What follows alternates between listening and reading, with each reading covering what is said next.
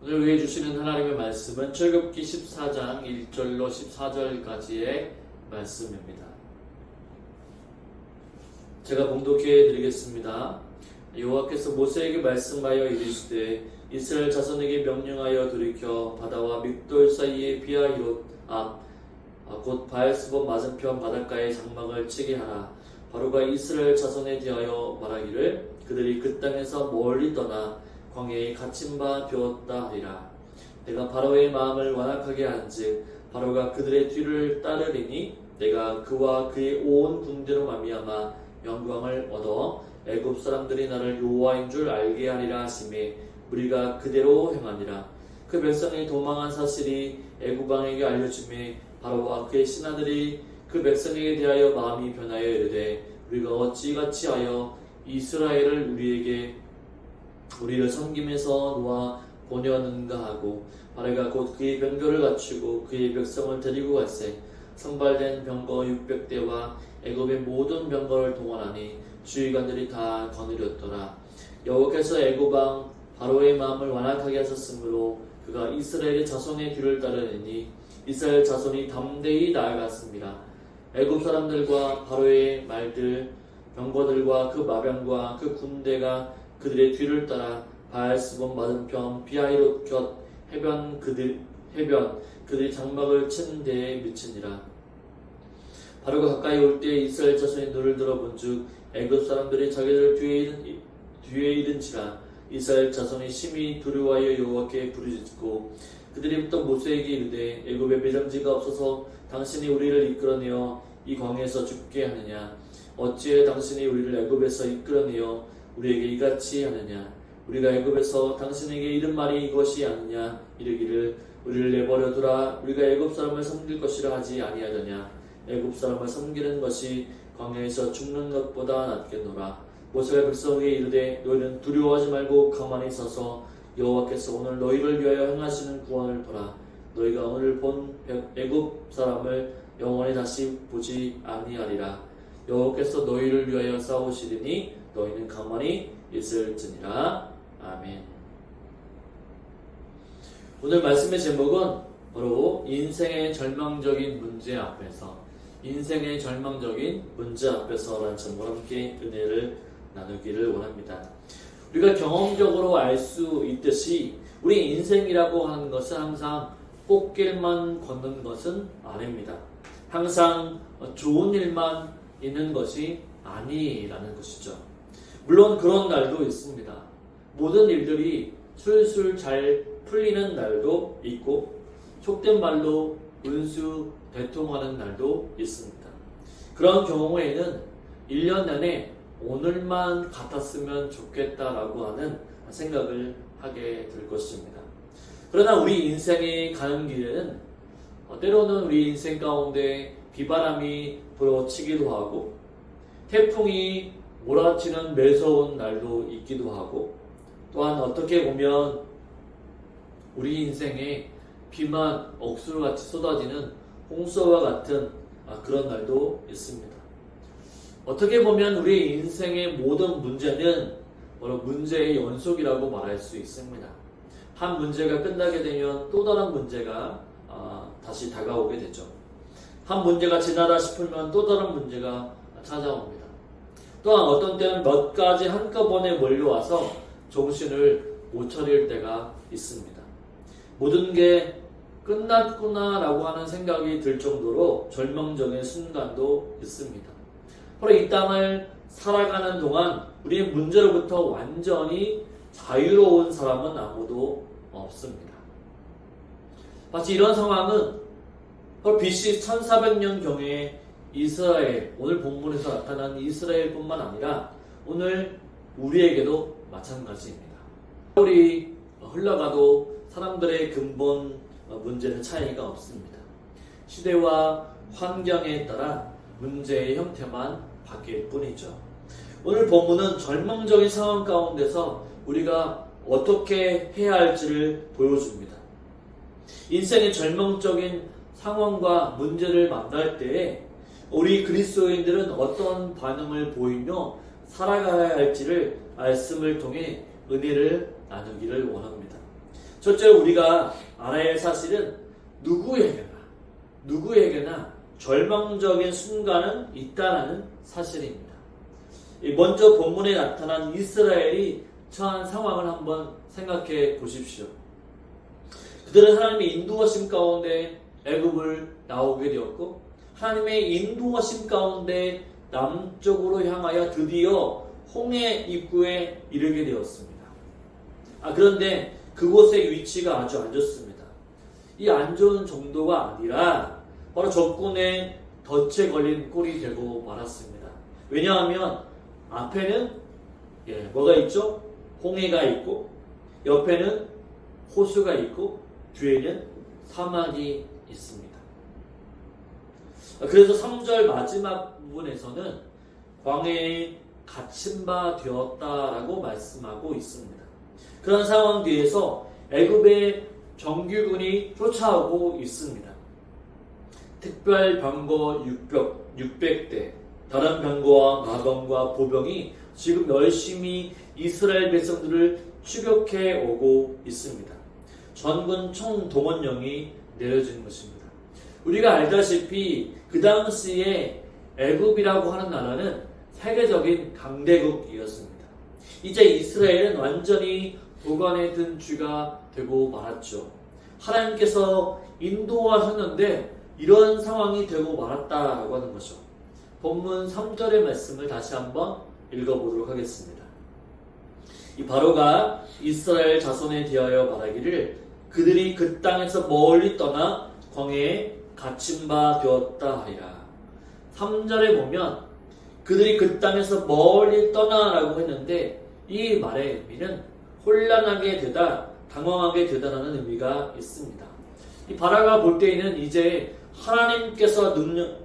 바라가 볼 때에는 하나님의 능력도 이제 출애굽할 때에는 엄청난 능력으로 이스라엘 백성들을 인도해 낸 것처럼 보이지만 이제 홍해를 앞에 두고 이제 난관에 부딪혔을 때에는 하나님도 볼 수가 없다. 이제 하나님의 능력도 끝났다라고 생각을 했던 것입니다.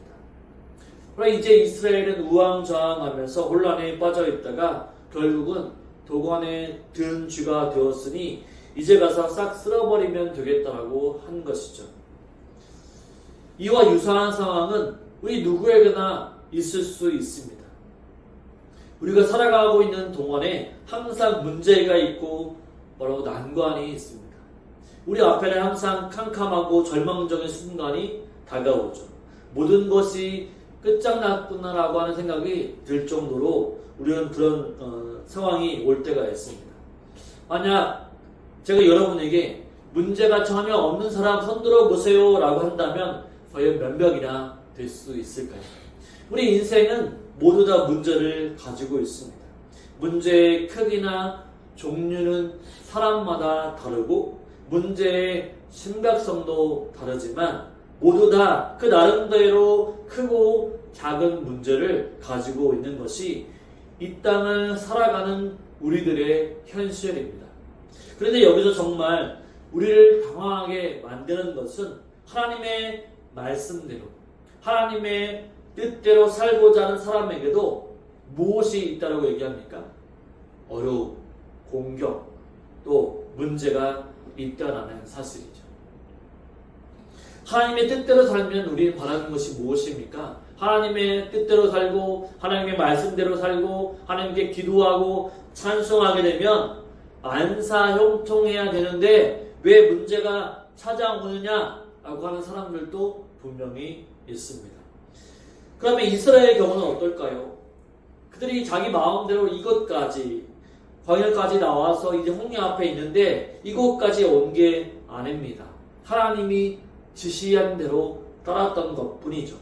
하나님이 주시는 구름 기둥과 불 기둥을 따라왔는데 도관에 든 쥐가 되었고 사면초가가 되고 말았습니다.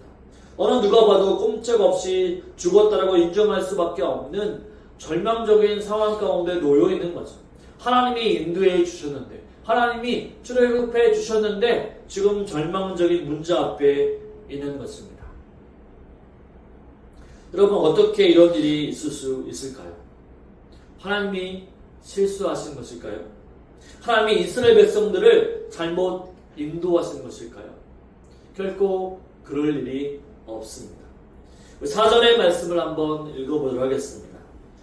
4절 말씀, 내가 바로의 마음을 완악하게 한즉 바로가 그들의 뒤를 따르리니 내가 그와 그의 온 군대로 말미암아 영광을 얻어 애굽 사람들이 나를 여호와인 줄 알게 하리라 하심에 우리가 그대로 행하니라. 아멘. 이 4절의 말씀을 간단히 말씀하면 이 일로 인해서 하나님의 영광이 드러나게 하겠다라고 하는 말씀입니다. 하나님의 영광이 바로 극대화되게 하시려고, 최대화되게 하시려고 이스라엘을 진퇴양난의 궁지 속에 몰아넣으셨다라는 얘기입니다. 여러분 잘 들어보십시오. 하나님은 하나님의 영광이 드러나게 하기 위해서 하나님의 뜻대로 사는 사람에게도 고난을 주시고 역경을 주시고 환난을 주신다는 사실입니다. 이렇게 말하면 어떤 사람들은 생각하기를 하나님은 너무 이기적이다. 우리는 고통을 받든 말든 개의치 아니하시고 하나님의 영광만 구하시느냐라고 항의할지도 모르겠습니다. 하나님이 일하시는 방식이 도대체 전혀 마음이 들지 않는다라고 생각하는 사람도 반드시 있을 것입니다. 그렇게 반발하는 것도 무리가 아니죠. 그 마음도 이해합니다. 그런데 여기서 우리가 반드시 알아야 할 것이 한 가지가 있습니다. 하나님께 영광을 받으시는 동안 우리 완전히 허수아비 노릇을 하는 것이 아니라는 사실입니다. 하나님의 영광이 드러나기 위해서 우리가 고난을 당하기도 하지만 그 고난은 우리에게 무엇이 됩니까? 바로 우리에게 엄청난 유익을 가져다 준다라는 사실입니다. 하나님께서 당신의 뜻대로 사는 사람들에게 고난과 역경을 주시는 이유는 한편으로는 바로 당신의 영광이 드러나게 하기 위함도 있지만 그것은 동시에 나에게도 큰 영광이요 유익인 것입니다. 욥이 그랬죠. 바로 내게 고난당하는 것이 유익이라 라고 얘기했고 또한 내가 정금같이 나오리라고 얘기했습니다. 바로 정금 같은 신앙으로 빚어지기 위해서는 시련의 영광로, 고난의 영광로 속에 들어가는 경험이 있어야만 합니다. 바로 여러분 어려운 환경 가운데 모난 인격이 쉽게 깨어질 수 있습니다. 잘난치 않은 사람들, 뭔가 잘 나가는 사람들이 인생의 역경으로 고난으로 말미암아 겸손해지기도 하고 하나님을 더 잘 믿는 은혜의 시간으로 나아갈 수 있는 것이죠. 우리의 기도를 한번 생각해 보십시오. 모든 일이 잘 풀리고 잘 되어가고 평탄할 때 기도하는 게 더 잘 됩니까? 아니면 기도가 잘 나오지 않습니까?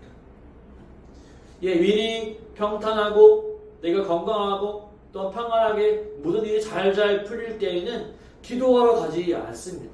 왜냐하면 바쁘기 때문이죠.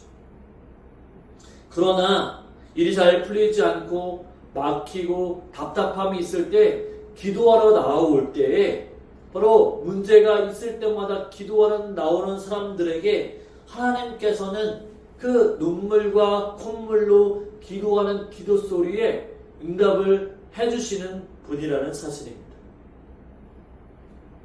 고난을 만나고 어려움을 만나야만 우리는 하나님을 간절히 찾는 존재가 되는 것이죠. 우리가 어려움을 당할 때 그때에도 하나님은 영광 받으시고 나도 기도의 사람으로 훈련받게 되는 것임을 우리는 믿어야 합니다. 어려운 일을 만날 때 하나님의 일하심도 우리가 믿게 되고 우리가 또한 간절히 기도함으로 우리의 믿음도 좋아진다라고 말할 수 있는 거죠. 어떤 그리스도인이 제자주에서 일을 하다가 나이 40살에 직장에서 그만 해고를 당하고 말았습니다. 한창 일할 젊은 나이에 직장을 잃었으니 얼마나 절망적이었을까요? 사실 아내와 자녀를 위해서 돈 한 푼이 아쉬운 상황이었습니다. 이런저런 고민을 하다가 결국 집을 저당 잡히고 또한 돈을 용자받아서 그 돈으로 숙박업을 시작을 했습니다. 그리고 나중에는 유명한 숙박업소 체인점을 곳곳에 세웠습니다. 그는 나중에 이렇게 고백했습니다. 나를 해고시킨 사람을 찾을 수만 있다면 감사의 말을 전하고 싶다. 그때는 이해가 안 되었다. 그러나 하나님의 계획에는 실패가 없다는 것을 알게 되었다고 고백하고 있습니다. 절망적인 순간에 우리는 하나님을 발견하게 되고 또한 그분을 신뢰하게 되고 따르게 되어 있습니다. 지금 절망적인 순간에 계시다면 나를 사랑하시고 나에 대한 놀라운 계획을 가지고 계시는 주님을 신뢰하며 나아가시는 저와 여러분이 되시기를 주님의 이름으로 축원을 드립니다. 바로 둘째로는 이제 인생의 절망적인 순간이 찾아올 때 어떻게 해야 될까요? 우리는 바르게 반응해야 합니다. 앞에는 홍해, 뒤에는 애국 군대라고 하는 절망적인 상황에 처했을 때 먼저 이스라엘 백성들은 어떻게 했는지 반응을 살펴보도록 하겠습니다. 우리 10절 한번 읽어보겠습니다. 10절 말씀. 바로가 가까이 올 때 이스라엘 자손들이 눈을 들어본즉 애굽 사람들이 자기들 뒤에 있는지라 이스라엘 자손이 심히 두려워하여 여호와께 부르짖고 10절을 보니 백성은 몹시 두려워했습니다. 그리고 여호와께 부르짖었다고 얘기합니다.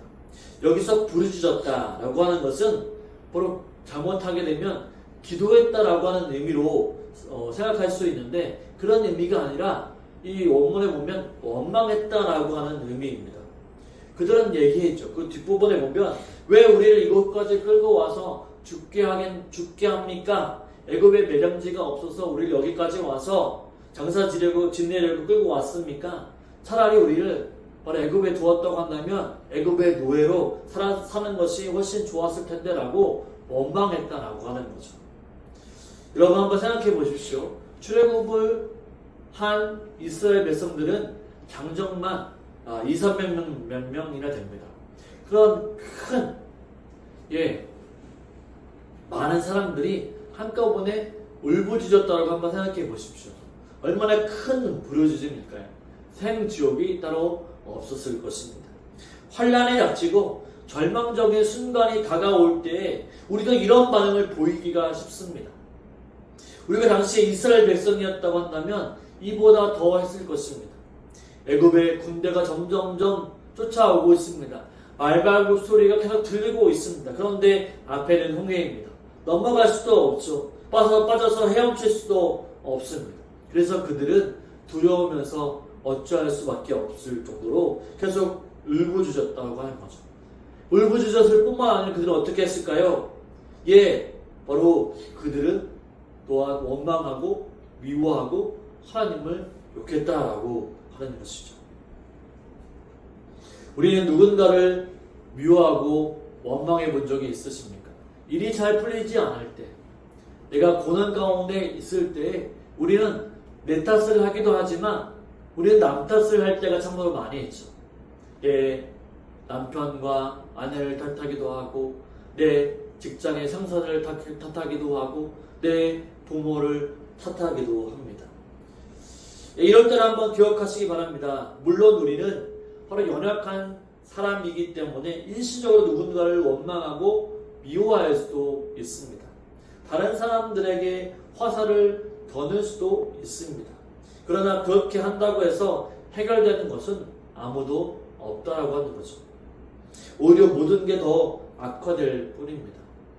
예를 들어서 남편의 실수로 사업상 큰 손해를 입었다고 생각해 보십시오.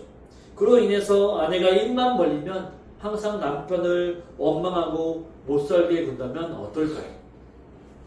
아마 남편은 의기소침해지고 자신감은 떨어지고 희망이 사라지게 될 것입니다. 까딱 잘못하게 되면 돈을 잃어버리는 것으로 끝나지 않습니다. 돈도 잃고 사람도 잃어버릴 수 있는 거죠. 이왕 돈을 잃어버렸으면 그건 어쩔 수 없는 것이지만 사람은 잃어버리지 말아야만 합니다. 그렇기 때문에 고난의 태풍이 몰아칠 때 원망과 불평하는 것은 절대로 바람직한 태도가 아닙니다. 그것은 바로 올바른 방법이 아니죠. 오히려 문제를 더 크게 악화시킬 뿐입니다. 그러면 똑같은 상황에서 이스라엘 백성들은 원망했지만 모세는 어떻게 반응했을까요? 우리 13절과 14절의 말씀을 한번 읽어보겠습니다. 모세가 백성에게 이르되 너희는 두려워하지 말고 가만히 서서 여호와께서 오늘 너희를 위하여 행하시는 구원을 보라. 너희가 오늘 본 애굽 사람을 영원히 다시 보지 아니하리라. 여호와께서 너희를 위하여 싸우시리니 너희는 가만히 있을지니라. 아멘. 이스라엘 백성이나 모세나 처한 상황은 완전히 똑같았습니다. 모세 앞에도 홍해가 가로막혀 있었고 백성 앞에서도 홍해가 가로막혀 있었습니다. 모세 뒤에도 애굽 군대가 추격하고 있었고 바로 이스라엘 백성들 뒤에도 애굽 군대가 추격하고 있었습니다. 그러나 모세의 반응은 너무나도 달랐죠. 같은 환경이라고 해서 모두 같은 반응을 보이는 것은 결코 아니라는 사실입니다. 여러분, 양초와 또한 고기와 면도날을 불에 갖다 대면 어떨까요? 이 양초는 녹아서 쓸모가 없어지게 되죠. 고기는 어떻게 됩니까? 불에 갖다 대면 익어서 먹음직하게 되죠. 또한 면도날은 어떻게 됩니까? 빨갛게 달아올라서 손을 대게 할 것입니다. 바로 재료에 따라서 각각 반응이 달라진다라고 하는 거죠. 사람도 마찬가지입니다. 그 사람의 믿음이 어떠하냐에 따라서 똑같은 환경에 대해서 다양한 반응이 나오게 되는 거죠. 불신앙의 사람은 부정적인 반응을 보이고 또한 믿음의 사람은 긍정적인 반응을 보이게 되어 있습니다. 불신의 사람은 항상 부정적인 반응을 보이다가 결국에는 어떻습니까? 부정적인 인생으로 끝을 마감합니다. 믿음의 사람은 어떻습니까? 항상 긍정적인 반응을 보이다가도 긍정적인 인생으로 인생을 끝을 냅니다. 모세는 어떻게 반응했습니까? 13절에 보니까 모세가 백성에게 이르되 너희는 두려워하지 말고 가만히 서서 여호와께서 오늘 너희를 위하여 행하시는 구원을 보라. 너희가 오늘 본 애굽 사람을 영원히 다시 보지 아니하리라. 얼마나 대단한 믿음을 가지고 있습니까? 또한 14절에 이렇게 얘기합니까? 이렇게 얘기합니다. 여호와께서 너희를 위하여 싸우시리니 너희는 가만히 있을지어다. 하나님의 역사하심을 보라, 하나님의 일하심을 보라라고 모세는 당당하게 이야기하고 있는 것이죠. 절망적인 순간이 올 때 우리도 이렇게 반응해야 합니다. 이것이 바로 믿음 그 자체이고 또한 믿음의 반응이 될 것입니다. 먼저 우리는 두려워하지 말아야 합니다. 위기가 다가올 때 우리의 첫 반응은 바로 두려움이죠. 이제 나는 어떻게 사냐, 아내와 자식은 어떻게 해야 하냐라고 하는 생각이 맨 먼저 들게 됩니다. 사실 사람이 두려움에 휩싸이게 되면 생각을 바로 정확하게 하지 못합니다. 실수를 연발하게 되어 있죠. 그러면 일이 점점 더 꼬여갑니다. 그렇기 때문에 고난이 올 때마다 먼저 두려워하지 말아야 합니다. 예전에 과거 공산주의 시절에 르마니아에 리차드 범브랜드 목사님이 계셨는데 이 복음을 전하다가 몇 번씩 감옥에 갇히게 되었습니다. 감옥에 갇혀서도 성경 말씀을 통해서 새 힘을 얻곤 했죠. 두려워하지 말라라고 하는 말씀이 성경에 되어 있을 때마다 가장 위로를 받았다고 합니다. 그래서 성경을 읽을 때마다 두려워하지 말라라고 하는 말씀이 나오면 밑줄을 그었다고 하죠.